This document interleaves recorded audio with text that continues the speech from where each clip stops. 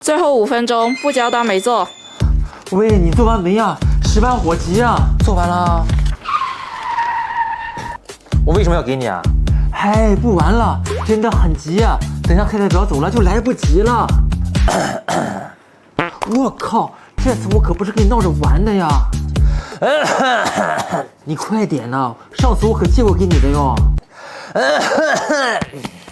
好，以后你别问我，我自己查。老师，你什么问题？